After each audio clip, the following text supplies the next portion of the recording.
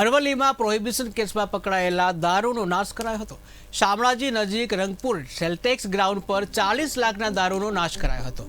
બાયડ પ્રાંત વિસ્તારના ધનસુરા, બાયડ, માલપુર, સાઠંબા, આંબલિયારા પોલીસે દારૂ ઝડપ્યો હતો।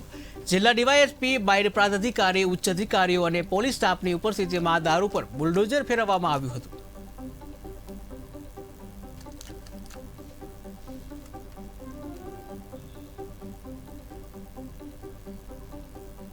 અરવલ્લીમાં પ્રોહિબિશન કેસમાં પકડાયેલો દારૂ છે એનો નાશ કરવામાં આવ્યો છે। જ્યાં શામળાજી નજીક રંગપુર સેલટેક જે છે ત્યાં દારૂનો નાશ કરવામાં, જેમાં 40 લાખના દારૂ જે છે એના પર બુલડોઝર ફેરવવામાં આવ્યું હતું।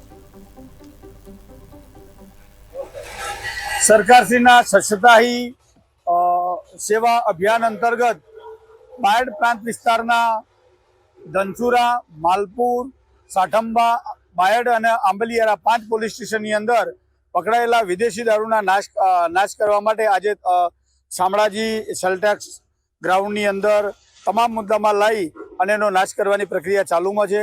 જેની અંદર કુલ વર્ષ દરમિયાનના 134 ગુનાઓ નોંધાયા હતા। 134 ગુનાઓની અંદર 24,774 બોટલ કે જેની કિંમત 40,70,000 જેવી થાય છે, એ તમામ મુદ્દામાલને અલગ અલગ વાહનોમાં ભરી લાવી અને બાયડ પ્રાંત અધિકારી શ્રી તથા રેવન્યુના અન્ય અધિકારીઓની હાજરીમાં આ મુદ્દામાલ નાશ કરવાની પ્રક્રિયા ચાલુમાં છે।